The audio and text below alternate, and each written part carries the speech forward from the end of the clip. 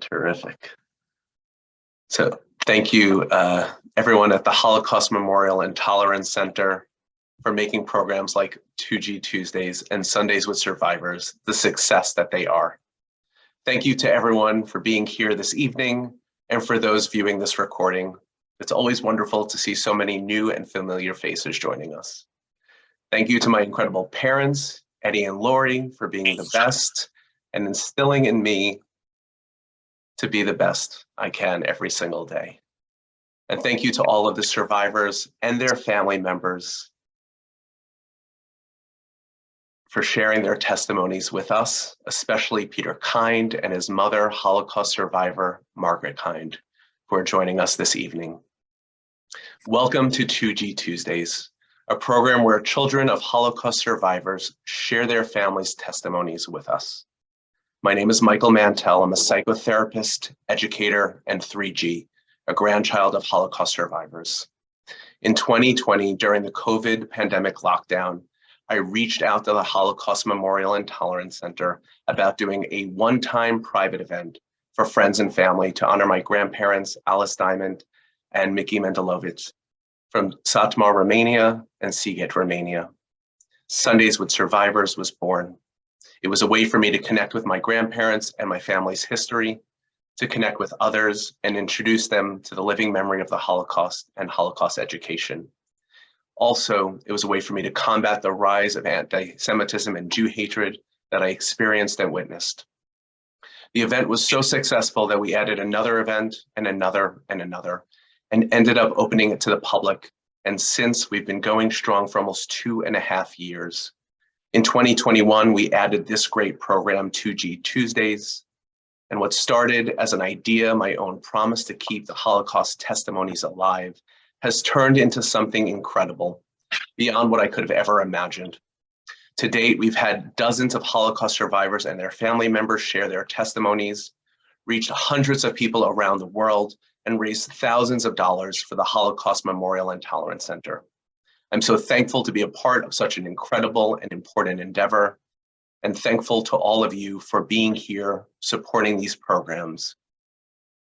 Since our last meeting, we have unfortunately lost another Holocaust survivor, Boris Chardin, a survivor and founder of the Holocaust Memorial and Tolerance Center.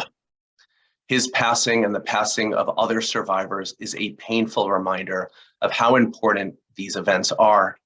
And I'm so grateful to be here, to be able to host these events, and grateful that you're all here to bear witness to Peter Kind's presentation this evening. In this program, Peter Kind is joined with his mother, Margaret Kind, a survivor of the Shoah, to present Margaret's story. Margaret lived in Romania until March 1944, when her family was sent to a ghetto. From there, the family was sent to Auschwitz-Birkenau, where Margaret's parents, maternal grandparents, and her brother were murdered on the night of their arrival. After 6 months at Auschwitz, Margaret and her younger sister were sent to work at a Volkswagen munitions factory, and then to a concentration camp where she was liberated by US troops in April 1945. At the end of this program, I invite all of you to ask your questions and share your thoughts during the Q&A portion. Please use the hand raise emoji if you know how to, or simply unmute yourself or write your questions and comments in the chat. Just 2 quick announcements.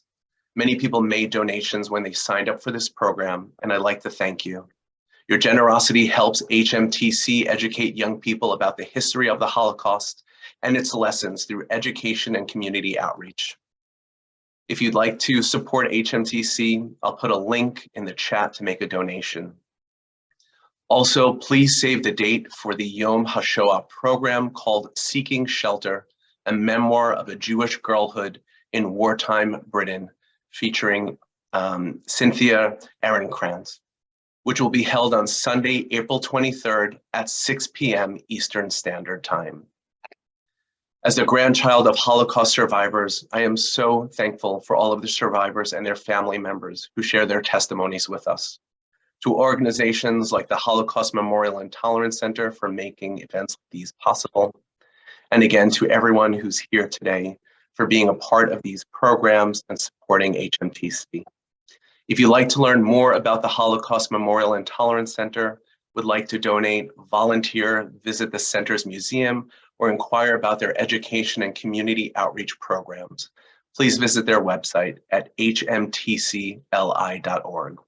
And with that, I welcome Peter Kind and his mother, Margaret Kind. Good evening, everyone, and thank you for participating as I provide the testimony of my mother's life experience during the Shoah and its impact on her and our lives. I see a lot of friendly faces and friends, and I thank you again for joining. I'd like to thank you, Michael, for your dedication to survivors and 2Gs, and for facilitating the remembrance of these events for future generations to come. And I also would like to thank you for the opportunity to present this evening. I'd really like to give a huge shout out to Elise Friedman of the Holocaust Memorial and Tolerance Center for organizing, editing, probing, and compiling this presentation that you're going to see tonight. Elise, I would not be able to present tonight without your commitment and effort, which are much appreciated by both myself and my mother. My motivation for my remarks this evening is to present this testimony to pay tribute to my mother for her perseverance and her strength, and for my 3Gs, my kids, my nieces, my nephews, my cousins, so that they know the story and encourage all to speak out against hate. This PowerPoint was prepared for tolerance presentations to high school students prior to COVID. While each of the experiences presented in Michael's 2G program are different, they are similar in that atrocities were suffered by all, lives and families forever changed, and all are important experiences in spreading the word to fight hate. During the next 35 minutes, I'll tell you about my mom, who next month will celebrate 95 years, God bless her. And as you heard, she's zooming in tonight from sunny Florida. She's there with my sister-in-law, Jill, and my brother, Jack, who's somewhere in the room. While both my parents are survivors of the Holocaust, Dad's story was not documented. He passed in 1988. The Holocaust, defined as slaughter on a mass scale, or Shoah, which is Hebrew for the catastrophe, represents the most significant effort to exterminate an entire ethnic group, being the Jews of Eastern Europe. The German government leadership created a scapegoat, the people of Jewish descent, to blame for their national embarrassments, being World War I, economic distress, and their loss of national pride.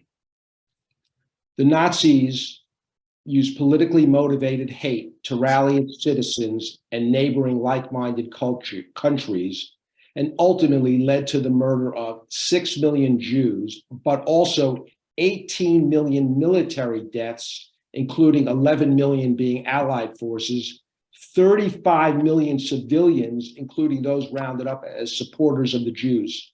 So total estimates of World War II related deaths because of their ridiculous, idiotic objectives are from 45 to 60 million people. Please turn the slide.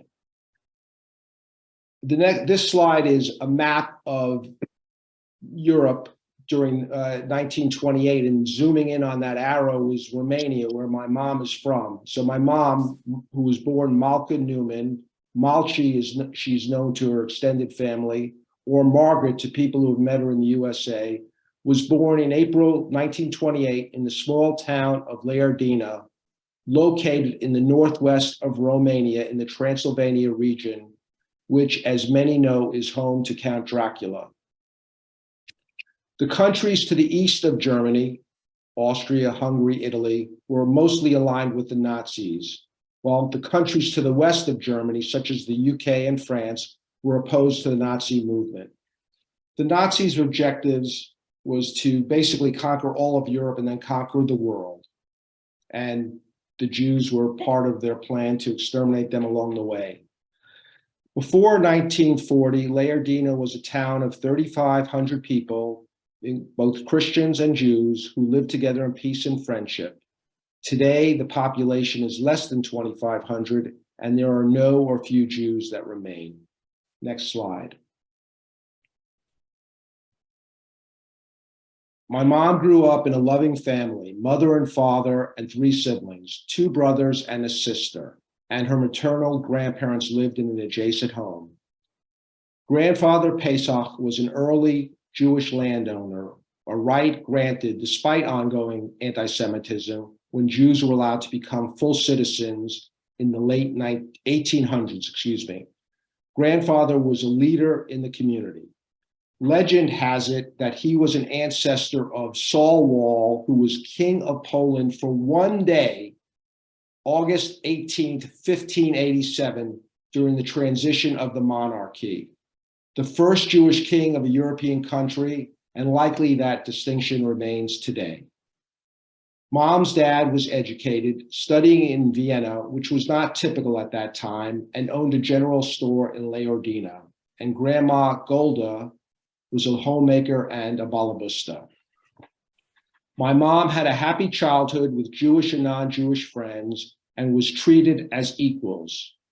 Mom had a large and close extended family in the region, aunts, uncles, and cousins. Please note, none of the photos of Mom's childhood remain. There are no happy memories captured on print. Imagine your childhood being removed from history. The photos that we are provided tonight were saved by an uncle who survived the war in hiding near Budapest, Hungary. Yiddish, which is a combination of German and Hebrew and other languages, was spoken by Eastern European Jews in their homes and amongst themselves, and Romanian was spoken otherwise. Next slide. My mom often talked with love and pride of her grandfather Pesach Wall, who I am named after to honor his memory. Mom's grandfather was revered by the family for his wisdom and by the town for his generosity to the needy and the community. Education and observing Jewish traditions such as holidays, the Sabbath, maintaining a kosher diet, and family togetherness were at the core of the family value system. Grandfather Walls stressed the importance of education and kindness to others. Now let's listen to my mom talk of memories of her grandfather. And by the way, all of the video excerpts tonight were taken from a testimonial documentary made in 1997 as produced by Steven Spielberg's Shoah Foundation. Michael. He used to say that you have to share with everybody everything. And this is why when I grew up, I knew that if you have something, it never belongs to you, it belongs to everyone, because you never take everything away with you. And we lived with the Christian people. We were very good friends. The priest of the town was my parents' best friend. And since my grandfather was a religious man, he actually had his own synagogue, and the whole family prayed in that synagogue. And I remember as a little girl, when they needed a church, my grandfather was very willing and also able. He gave them the property to build a church because he believed that everybody has equal rights. So my mom went to religious school in the early morning and Romanian public school afterwards. And they did not have school buses or cars back then, so bike or foot was how she got to school. My mom loved learning and reading and applied herself to excel and make her family proud. Let's listen to my mom discuss her memories of school prior to the Shoah. What a positive outlook towards attending 2 sets of schools. Certainly that was not my own childhood experience of going to Hebrew school afternoon. At home, we had all sorts of books, Hungarian books and German books, and it was very, it wasn't so easy to have books like you have here. I think I used to read a book 2 or 3 times because it was so precious, and it was my favorite thing was to read books and learn, because I always knew you have to be something. I wanted to be a teacher. When I was, I think, 2nd grader, I already wanted to be a teacher. And therefore, there was a lot of pressure on me to be good in Hebrew school and in Romanian school, because I used to get up 5 o'clock in the morning, sometimes 6 when I was lucky, to go to Hebrew school for 2 hours before I went to Romanian school. So here's a map of Leardina being part of Hungary. So as the arrow points, in 1940, Hungary annexed northwest Romania, and thus the local government was immediately controlled by a Nazi-friendly regime. Romania, which had been allies of Britain and France, ultimately sided with the Nazis in late 1940s. I suspect they had no other choice. But imagine one day you're a US or Ukrainian citizen, and the next day, without moving, you are forced to become a citizen of Russia. How frightening would that be, as things will change as a result of the new controlling government?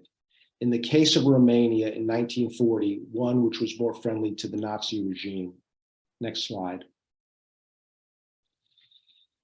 In early 1940, anti-Semitism was on the rise in Hungary and Transylvania particularly. Jews were being scapegoated as the cause of societal problems. There were few non-Jews to stand up against hate, since protecting Jews meant putting your own family at risk. Here's my mom describing a memory of one of her early experiences with anti-Semitism. When it started out with being anti-Semitism, I was sort of struck by it. I couldn't understand why people wouldn't like me because I'm Jewish, or why my friends would just really, one of them actually once, her name was Maria Hasheshiu, spit in my face because there was a lecture in school for which I was better prepared than she was, and I was dumbfounded that just because I'm Jewish, I'm being used as a scapegoat or so. By 1942, the Hungarian Jews were no longer able to attend public schools, and therefore my mom and siblings were homeschooled. At the time, my mom was 14. By 1943, the Jews in the region were forced to wear yellow stars on their clothing to identify themselves as Jews. This was intended to dehumanize and humiliate the Jews and to break their spirits. In other parts of Europe, the stars were required as early as 1939. In wearing a yellow star, you risked and feared being beaten, and it made it easier to round up the Jews to export them elsewhere when the time came. Mom remembers that they were aware that Hitler was no friend to the Jews, but with censored radio and newspapers, information flow was limited, and Mom says they did not know of Hitler's plans to exterminate the Jews. Even if you wanted to leave for friendly countries, there were quotas that limited immigration, such as the US, Britain, and even Palestine. According to my mom, her father viewed the Jews as intelligent people and did not imagine that they would hurt the Jews. By the time they realized something was going on, it was too late to leave. Let's hear what my mom has to say, Michael. Well, actually, we were now wearing a yellow star on our sleeves, and so therefore you were a subject if you were going on the train. You were a subject to being taken off the train, being beaten on the train. I find this also perplexing, how there could not have been rumors of Romanian pogroms, ghettos, extermination camps reaching my grandparents. While I know it's hard to leave a home on a rumor, did they contemplate leaving, or did they just hope and pray that this terror would pass? Throughout Eastern Europe, Nazis herded Jews into ghettos, which were confined areas used to speed up the elimination of Jews by gathering them to be sent ultimately to their final location. By early April 1944, Mom, her family, and the Jews of Leardina were rounded up. They were allowed a small amount of their belongings, and they were sent by train 12 miles to the Say de Sus, a ghetto that you could not leave. Families were split up to wherever there was space. My mom was assigned to a small apartment with 30 other people. At 16, she requested and was assigned to work in the ghetto hospital.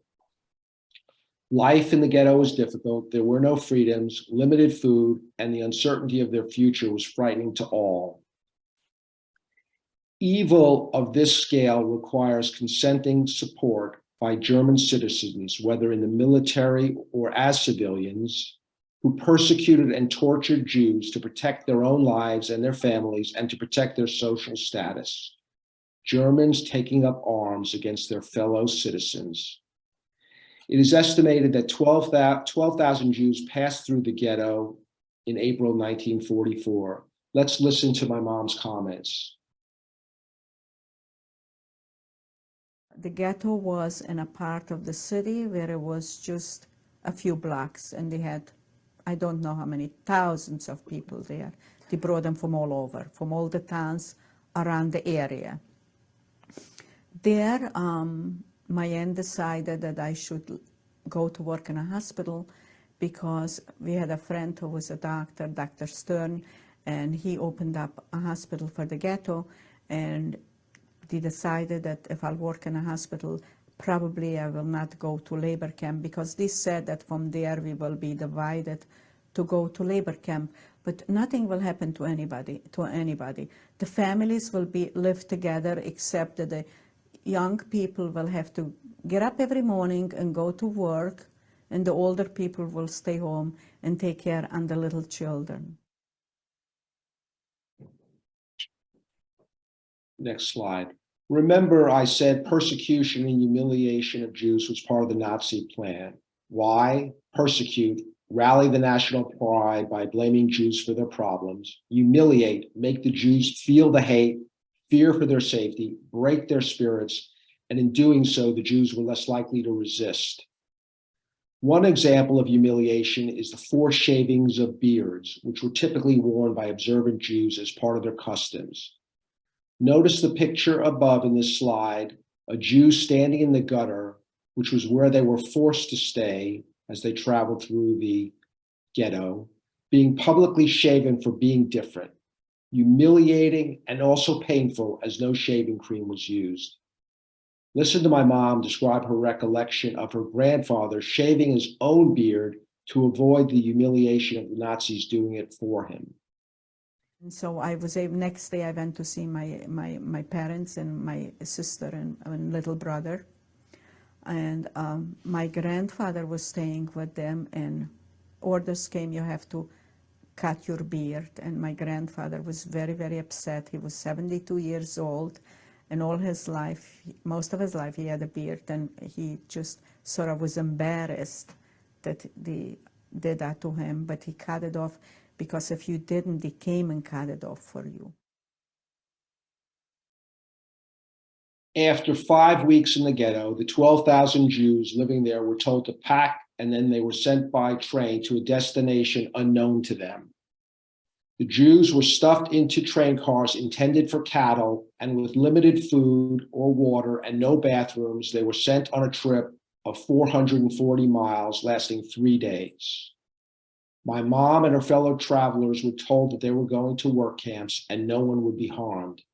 She had no idea where they were going. This was the last time she had a conversation with her mom and grandfather. Listen to her description. But that was my last chance to see my mom's face and my grandfather.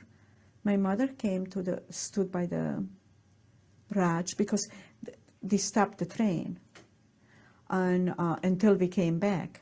And I was able to talk to her. The Germans even let me talk to her. I wasn't allowed to go up on the train.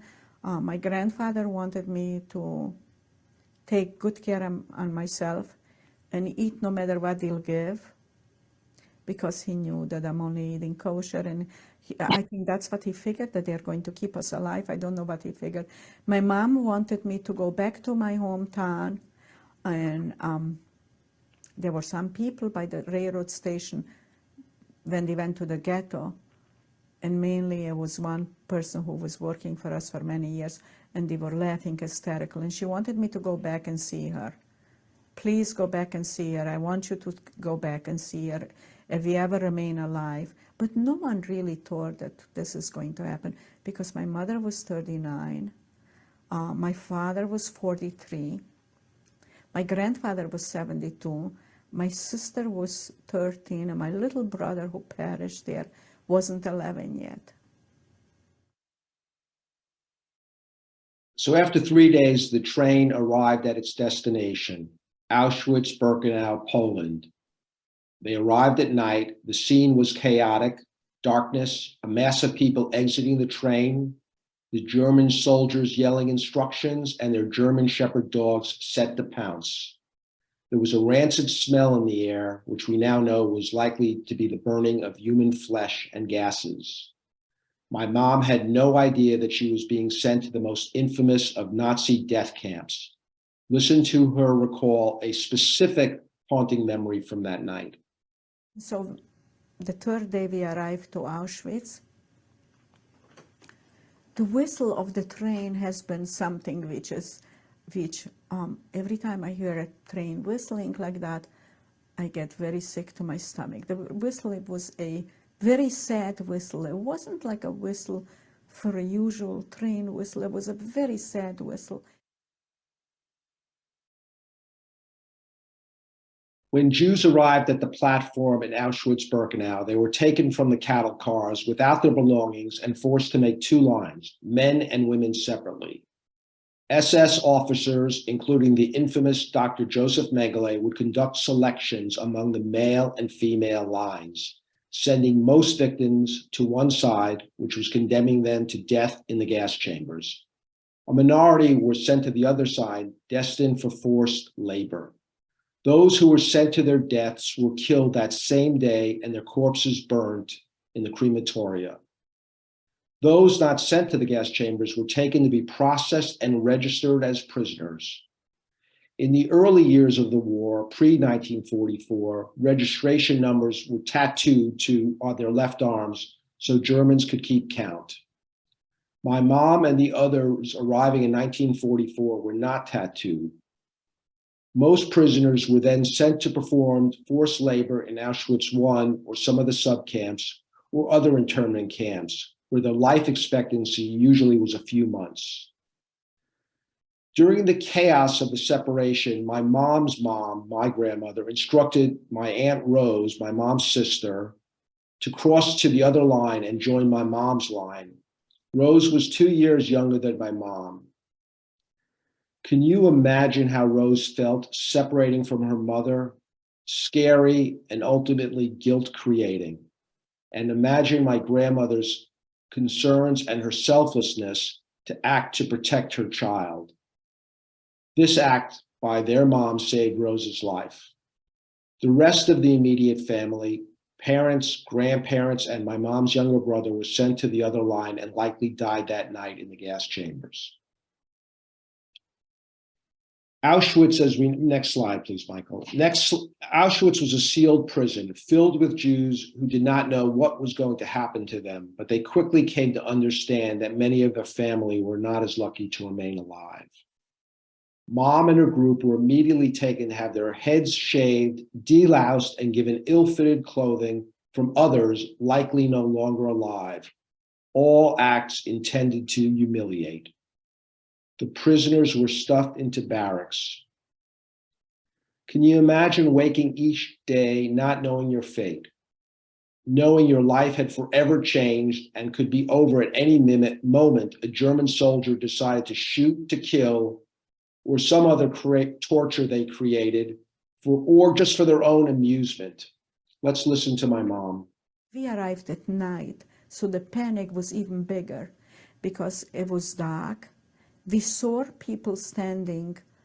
They had, every few feet, they had a very tall little house, like it looked like a tree house, looks here, with steps to go up, and there were soldiers with their guns there, and also we saw wires. We couldn't understand what those wires are for, but those were the electric wires. Lack of food, proper clothing, and hygiene resulted in much sickness and a likelihood not to survive. so remaining healthy was paramount.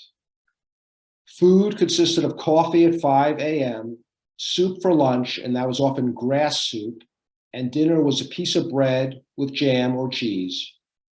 Everyone obviously lost significant amounts of weight, and illness was rampant. This again was intended to break their spirit and will to live. My mom recalls her aunt making a face blush from bricks, rocks, and urine to create a red, healthy look on your face to save themselves for selection to death. 6 to a bunk, no mattress, and crammed together, packed in like sardines, sleeping with your head to your neighbor's toes. Listen to my mom. So we were shaven. Immediately our heads were shaven. We couldn't understand why.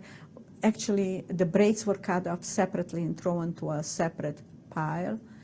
They shaved our heads, and they gave us a shower, and they told us when we got undressed to leave the shoes and the dresses where they are, and when we come back, we will find them. But when we came back, there was nothing there. There were no shoes there.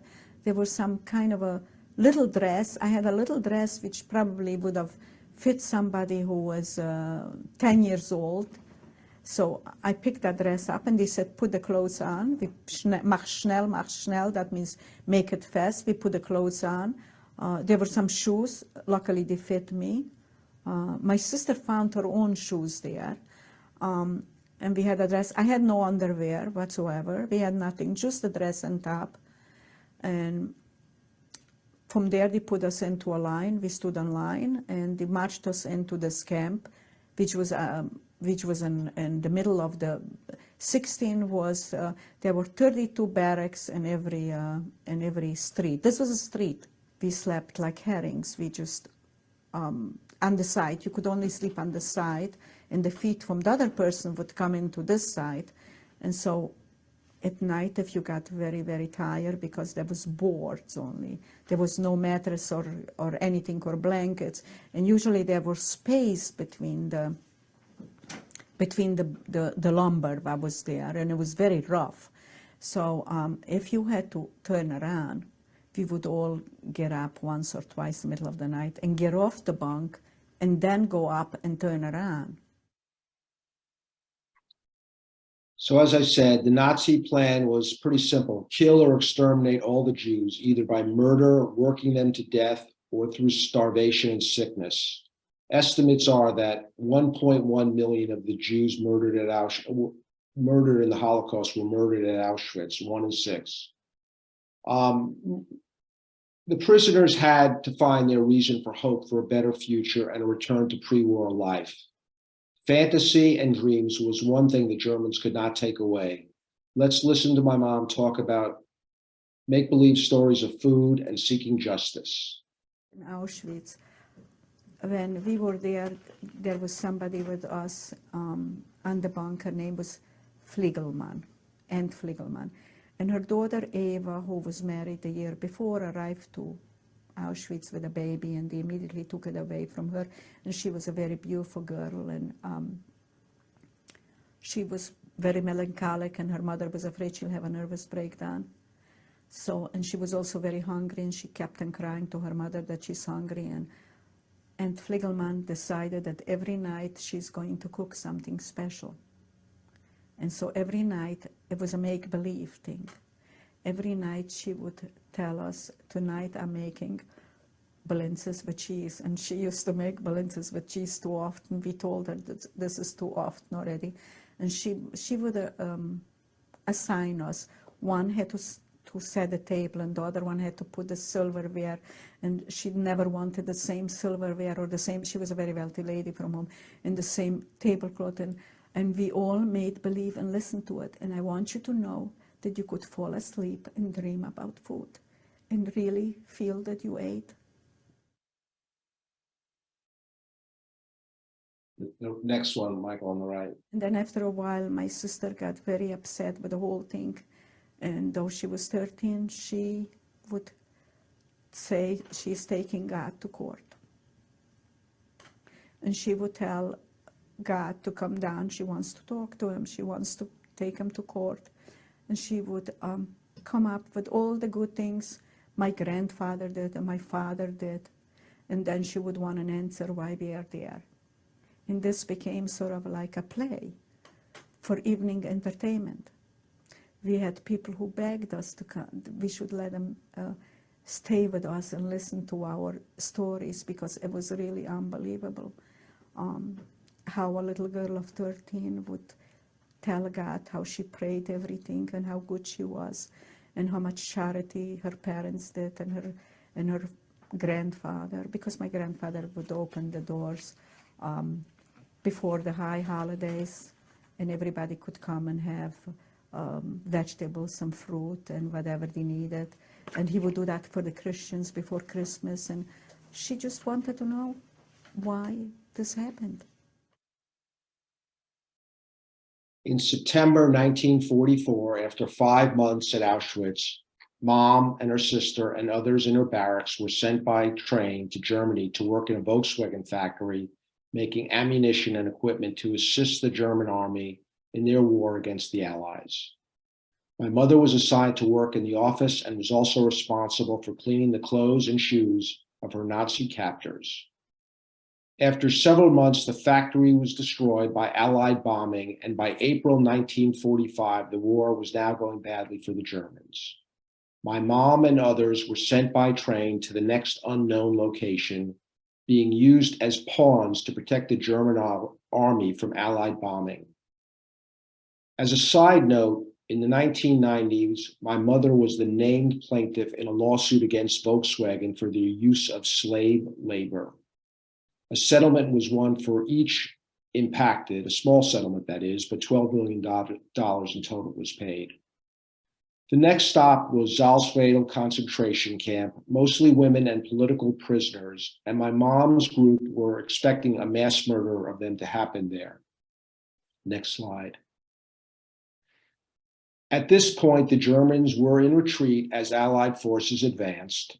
My mother recalls that on that day, the camp, including all its inhabitants, appeared to be being prepared to be destroyed. German soldiers then fled their posts. The US Army, with 1 tank and 2 soldiers, arrived to liberate the camp. My mother, malnourished and dirty, is in this photo here, and you could see it off to the right, an arrow with a circle around her. After many years of persecution and 15 months captive, my mom was now free. However, she was frightened as to what would come next. Where would she go? What about her family? She had no money, place to live, or clothing. She did have her sister, though, my Aunt Rose, and they survived by their will to protect each other. I believe that my mom was lucky not to actually be from Poland, where Jews were being sent to extermination camp as early as 1940, because it was not likely that someone could manage to survive for 5 years in such a place. It is ultimately believed that 280 to 380,000 Romanian Jews were murdered in the Holocaust. Next slide. Here's a picture of my mom's transportation papers giving her the right to travel through Europe. The Allies provided food, medical care, and a place to sleep for my mom and those liberated from the camp. Food quantities were small and increased over time so not to shock the digestive system.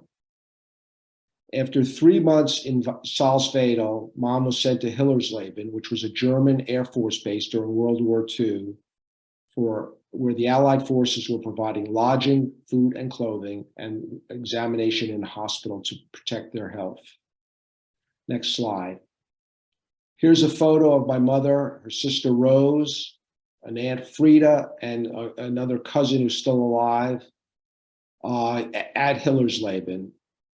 The survivors made clothing from sheets and linen from the resort there. Rose is wearing a dress made from a blanket, and my mother is wearing a dress made from a movie curtain. Next slide. Mom traveled by truck and train and hitchhiked to return to Leardina after a brief stay in Hillersleben to recuperate.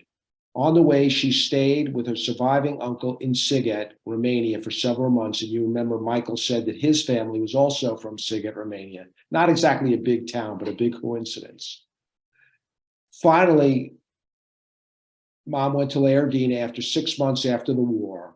Imagine her fear and anxiety of this as to the situation, no idea as to what to expect and who may have survived.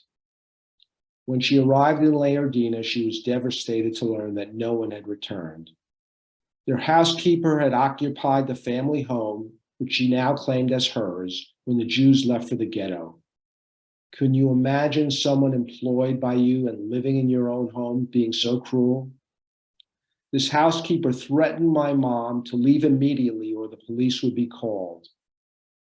Since my mom had no proof that it was the family home and anti-Semitism had not gone away, she left. At this point, her hopes of a return to her past life was crushed.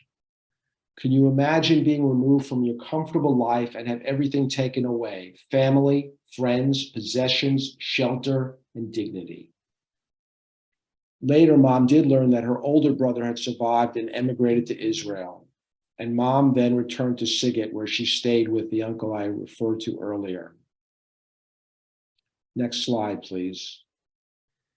This is a photo of Rose taken after the war. And by the way, she had a very strong resemblance to my mother. And as I told you before, they were together throughout this ordeal, inseparable.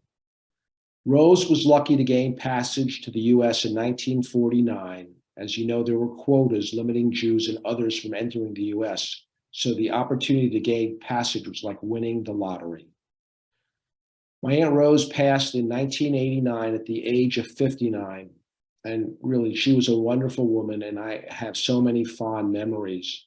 And by the way, her son, my first cousin Richard, may be on the phone tonight from California. Next slide, please. Mom met Dad in his hometown of Sighet. Dad was invited to Mom's uncle's house. By the way, this uncle was married to my dad's aunt, and both are included in a family photo that I'll show you in a few moments. And he was introduced to my mom there in the summer of 1945. My dad spent the war years with his brother Shunny in forced labor, supporting the needs of the Hungarian army. My father had many adventurous stories of his survival. I recall that in each of the stories he told, he was outsmarting the Germans to survive. A real-life Hogan's hero. They were the types of stories you shared with children to hide them from the facts. What my father did not share was all the atrocities he had witnessed and was forced to clean up after, which were relived by him through his ongoing nightmares throughout his adulthood.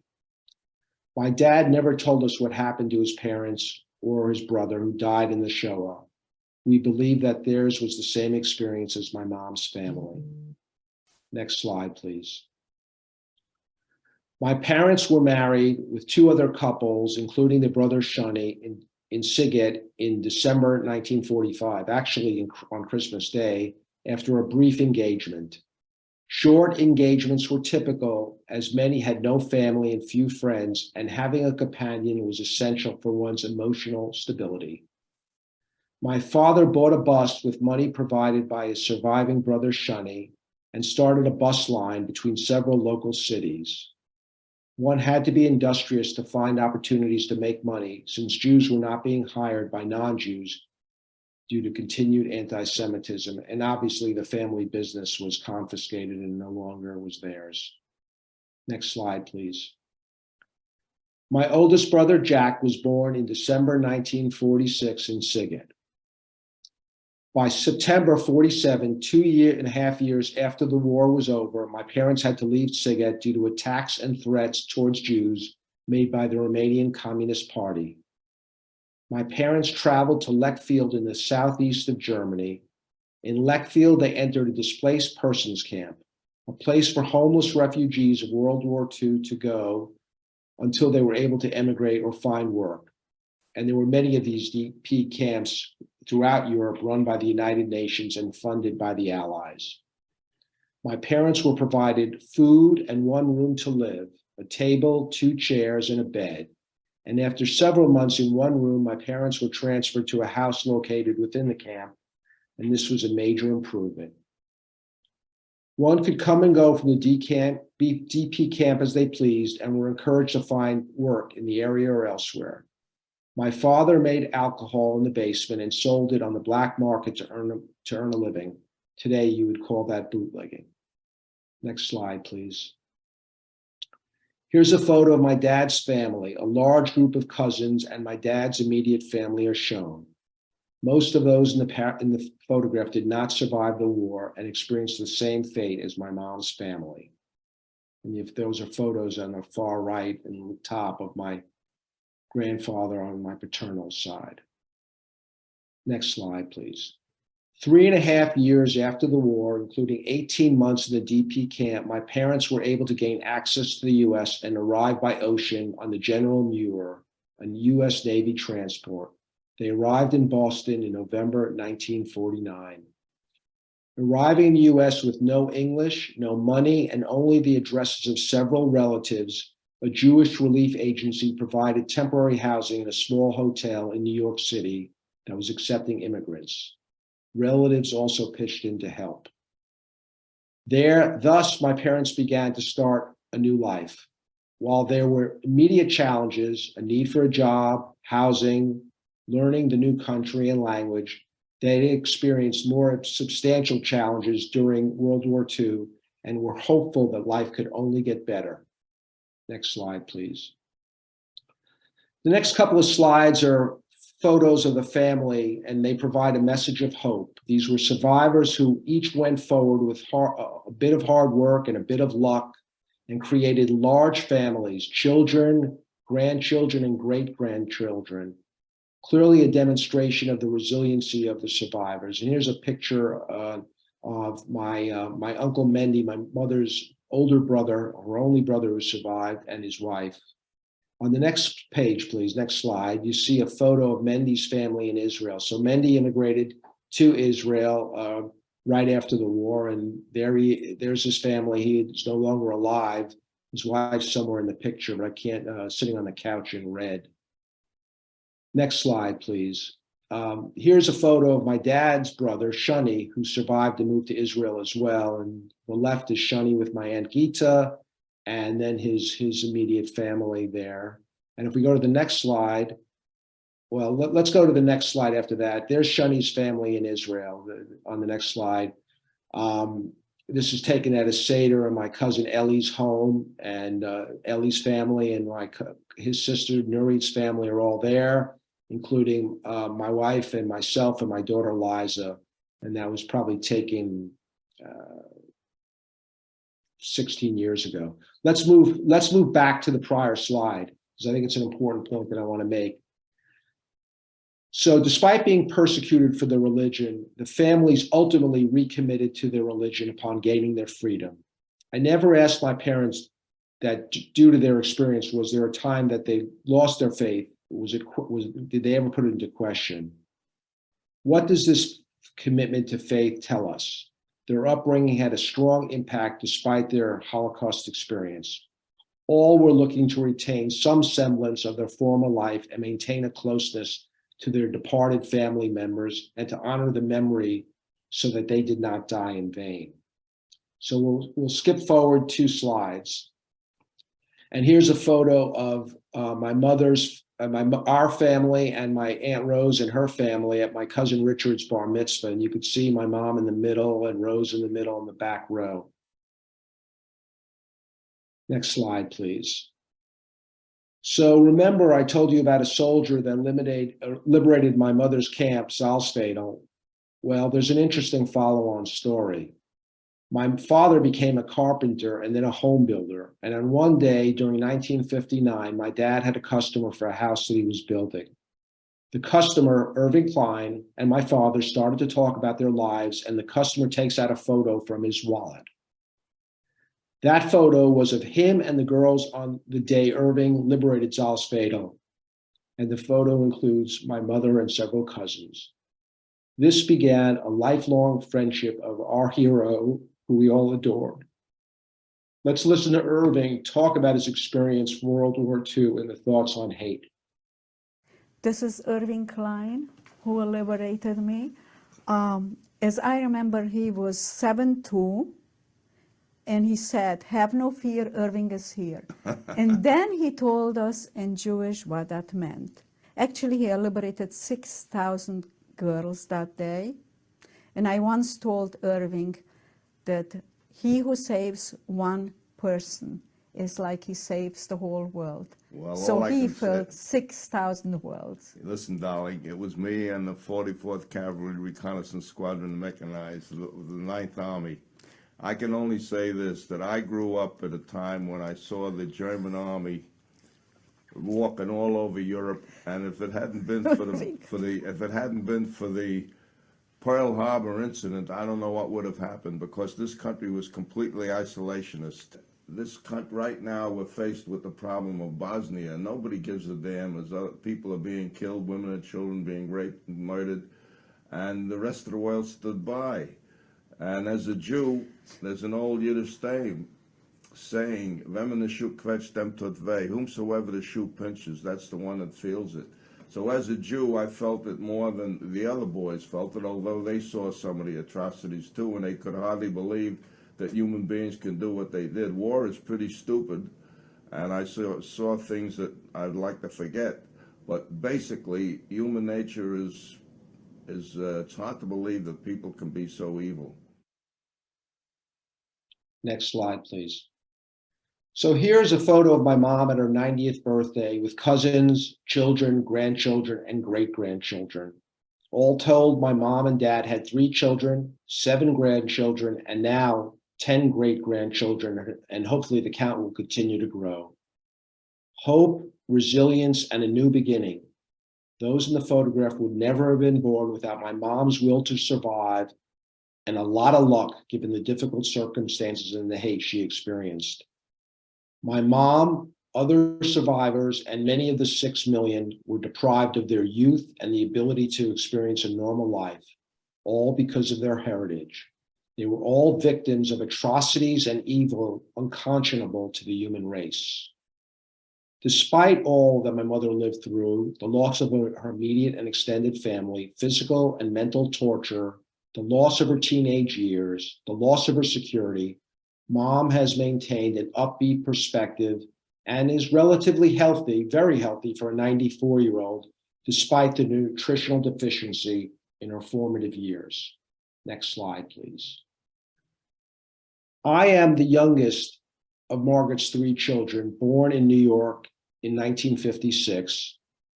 My older brother Jack is participating, my oldest brother Jack is participating in the Zoom, and unfortunately, our middle brother Ed and our best friend passed in December. Sorry, I'm a little emotional about that. Life as a child of a survivor was different from those of my friends that we made in school or our neighborhood. My parents spoke with an accent. My father was not white collar. I had not experienced what it was like to be with a grandparent. I had no context for the life my parents lived in a faraway place. The Holocaust was not discussed, although we did know of the death of our grandparents and my mother's imprisonment. I wonder if this absence of my questioning was due to my own lack of curiosity or was a defense mechanism. The Spielberg Foundation video awoke my curiosity and my mom's willingness to discuss. As a young adult, I recall there was always a sense of fear my mom had as to what was lurking around the corner. Being imprisoned by murderers can do that. Overall, my brothers and I were lucky to experience a relatively happy middle-class lifestyle and were able to take advantage of the opportunities available in the United States. Our parents had effectively hid their experiences, like so many other survivors, to protect their children. Thank you, Mom and Dad, for doing the very best for Jack, Ed, and myself. My interest in exploring my family experience is to memorialize this history so it is not forgotten and for my children, niece, and nephews to know the story. As I said earlier, my dad died in 1988, and while I heard many adventure stories from his childhood and World War II experience, I regret never sitting down to learn his life story, particularly during the war years.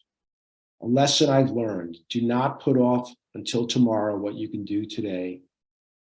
Being the child of persecuted immigrants has supported me and my brothers to be empathetic for those countless refugees now struggling throughout the world.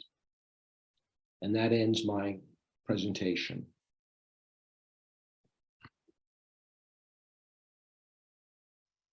Thank you so much, Peter.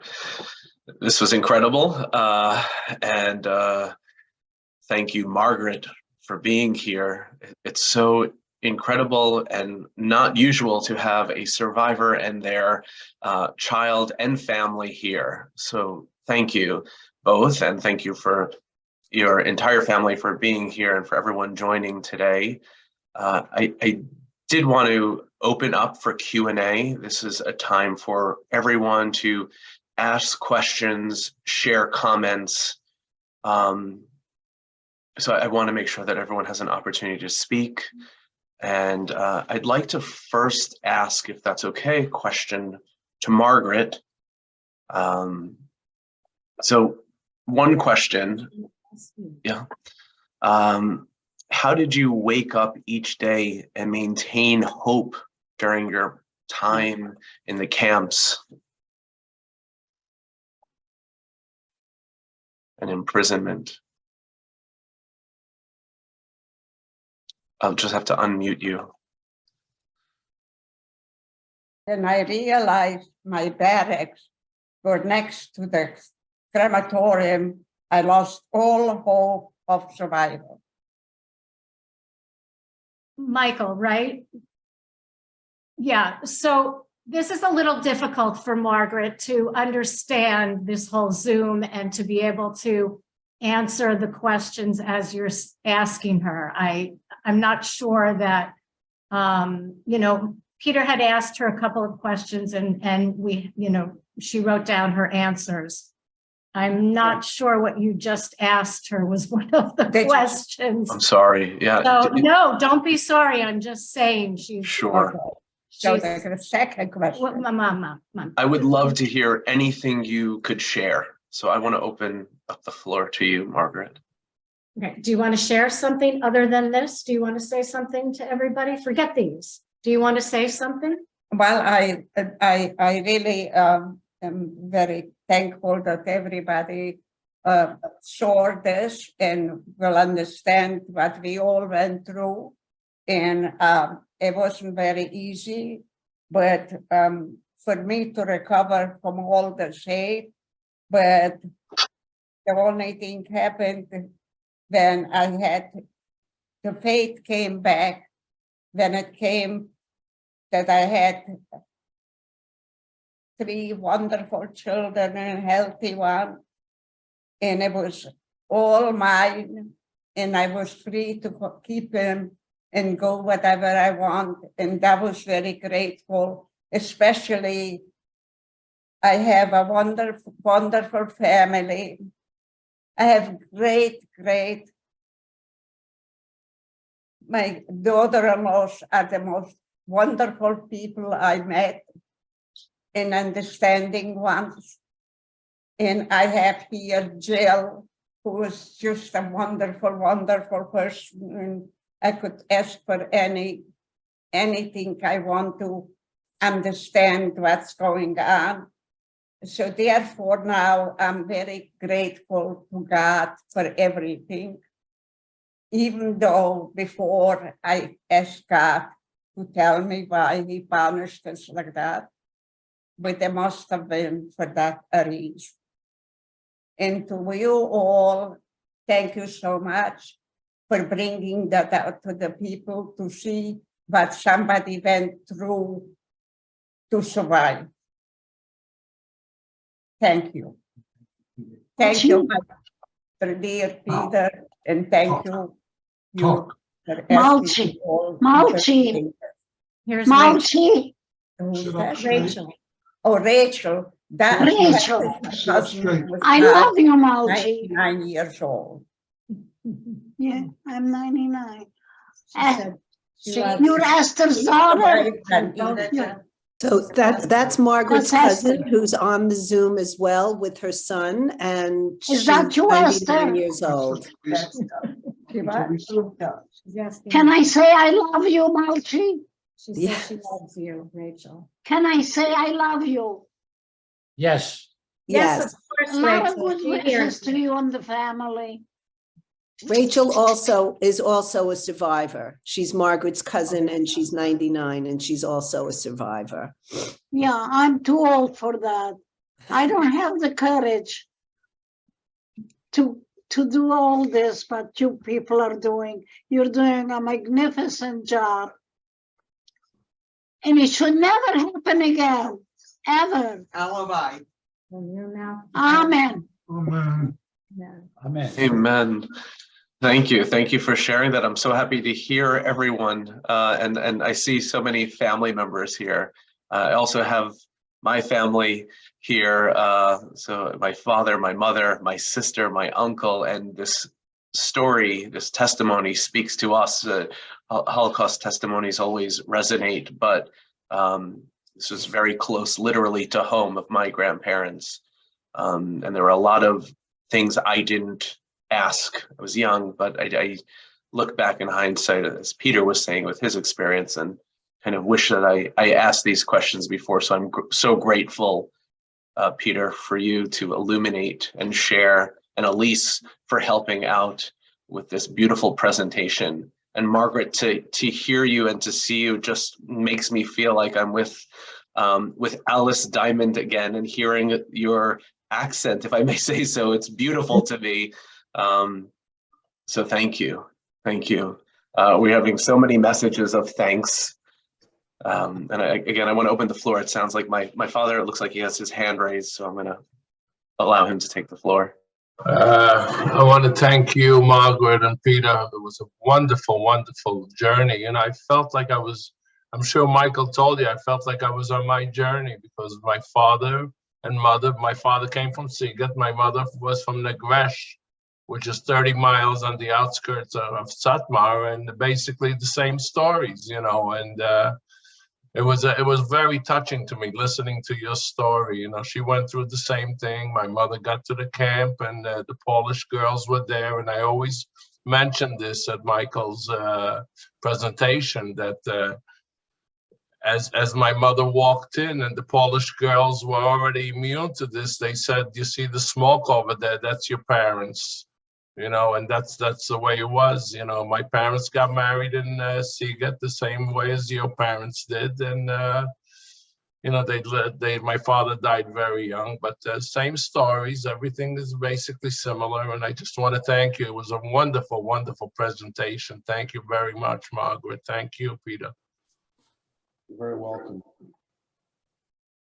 And by the way, my father actually grew up in Satamari. When they moved to Siget, that was like they were moving up to, Park Avenue. They went to Siget. So I posted about this event in a few Jewish Romanian groups on Facebook, etc. And I believe some people said they may have known your father's family. So that was pretty exciting. So hopefully they're here tonight. I'm not sure if they were able to make it because I believe they're still in Romania. So the time difference might prohibit. So any other questions or comments?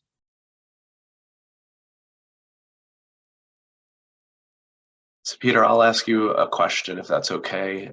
Just your journey going through, as you said, not necessarily hearing testimony growing up, but what this experience was like for you to start learning, gathering, and as you're getting older, becoming an adult, having children, grandchildren, etc.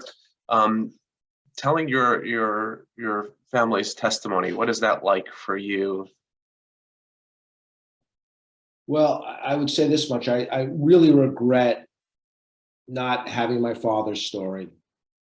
And I really regret that. And so, I can't go back, but thinking about that, I had the opportunity to at least watch my mother's Spielberg tape and learn about what was going on. I mean, I knew some of it, but I didn't know all of it. And I knew Irving Klein, and I knew he was very important to the family, but I thought this was really something important for myself to do, not for myself, but for my children and for my brother's children.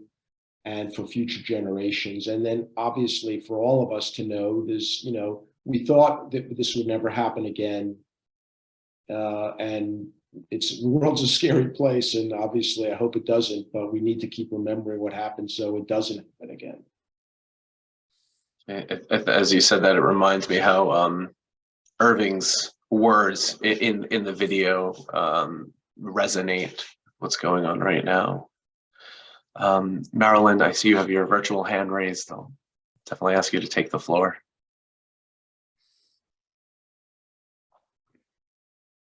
Can you hear me? Okay, first of all, Peter is my cousin and Melchi is my cousin. Hi, Melchi, it's Petunia. I want to thank you, Peter, because there's a lot of things I never knew. And this really was a wonderful learning experience for all of our family and everyone on this. So you did a wonderful job. And I remember being in your mother's house the day Spielberg was recording her, I think in the garage for the Shoah back in 1995. And I'm so proud of you, Malchi, because it's an important story to tell. And my mother, who's on this, Rachel Groh, who's 99, and Malchi are first cousins. Malchi's mother and my father were brother and sister, and they've all lost everyone in their family. They're the last two of this generation. So they have become like sisters. My mother survived the war with her sister, who was 2 years younger than her, my Aunt Laichu, and I believe Malchi, having a sister 2 years younger, it really helped drive them to make it to the end and survive. My mother always told me having her baby sister pushed her on. And so Malchi and her sister Rose and my mother Rachel and her sister Laichu were all liberated. And now those sisters who were so dear to them are gone. So Malchi and my mother, everyone on this call who's related to Malchi and my mother know that they are like sisters now. And we honor them. And it's amazing, the evil. And Peter, you kept asking such provocative questions, thinking about like the Ukrainians right now. Just imagine one day, here we live in our beautiful worlds, our beautiful lives, probably all of us on this call. Imagine if tomorrow that wasn't the case. If you had to wonder, you had to say goodbye to your parents, or you didn't even get to say goodbye. So you asked and brought up so many questions, and Malchi, your testimony was so provocative. And I know we're all going to walk away from this tonight thinking about a lot. And I just want to send love, and to everyone on this call, whether you're Jewish or not. Malchi explained her family welcomed the Christians in the town. There's hope. We have to have hope in humanity, and not just the worst of humanity. That's all. Thank you. Amen. Thank you. Thank you, Marilyn. So Peter, I want to ask if there are any other final thoughts before we wrap up that you can share to leave us off with. I guess one of the questions for my mom was just, how do you maintain faith? And I sort of talked to this in one of the pictures, one of the slides. How do you maintain faith when you're being persecuted? And how do you, and obviously what she said was she lost her faith, but she still held to the traditions, even in the camps, because that was all they had to remember their past, was the thoughts of family, the holidays, all the good things that they'd experienced. That's what she clung to, despite the fact that, at least for that period of time, she was no longer a believer because of what was going on. And then, how did she regain her belief? Well, she was liberated, so that was a new beginning. She met my father, her husband. She had her sister. She had 3 children, and then all these beautiful grandchildren and great-grandchildren, and that's how she has revived her faith in the religion. And I guess we always have to maintain hope. Thank you, Peter. I just want to say again, Margaret, thank you so much for sharing your testimony, for being here. Peter, thank you so much for sharing your mother's testimony, to your family for being here this evening, for everyone here showing up to this testimony. And I can't thank you enough. This was incredible for me. I know it was incredible. So Michael, if I could just ask one question of you. I'm Sure. Esther Kind, I'm Peter's Hi, wife. Esther. And my parents are also survivors. My parents were from Poland.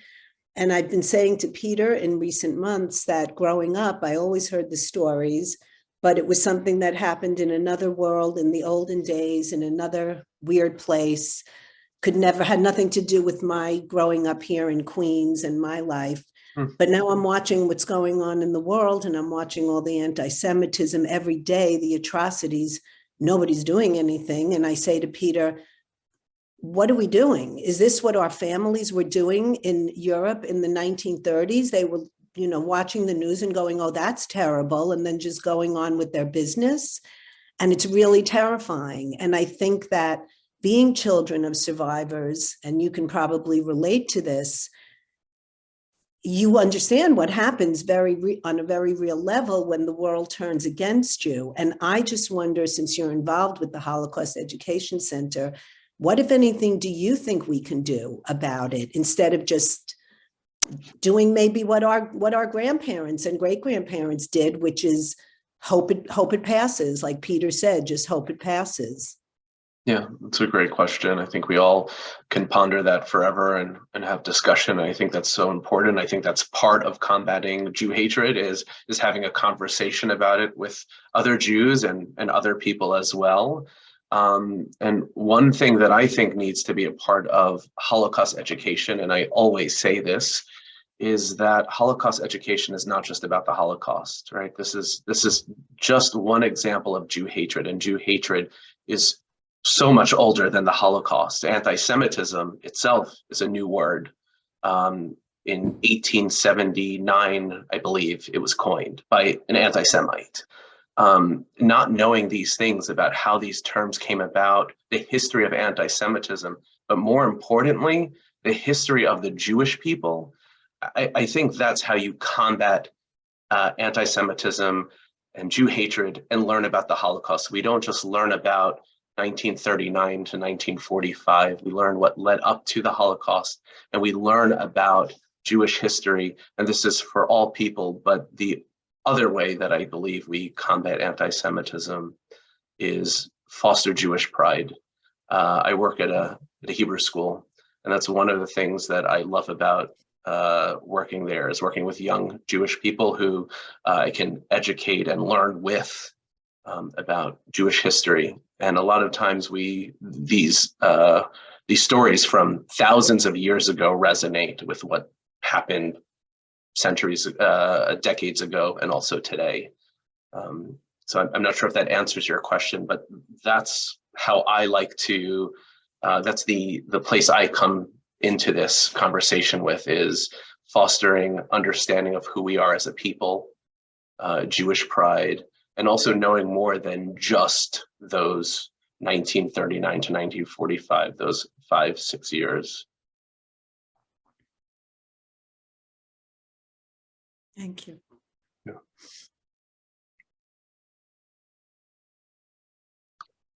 Well, in closing, I'd like to thank you again, Michael, for giving me the opportunity and for providing this opportunity for all of us. And I'd really, again, another shout out to Elise Friedman, because without her, I wouldn't have had the opportunity to do this tonight. So Elise, you're a peach. Thank you. And connecting us. Elise, that was beautiful. And being a matchmaker. Yeah, being a matchmaker. This was incredible. And that's what I think is so important about these programs, is the connections that we make. This is, it just made my life more meaningful. So I thank you, everyone. So with that, yeah. Michael. Yes, Eddie, my wonderful father, and my mother, Lori.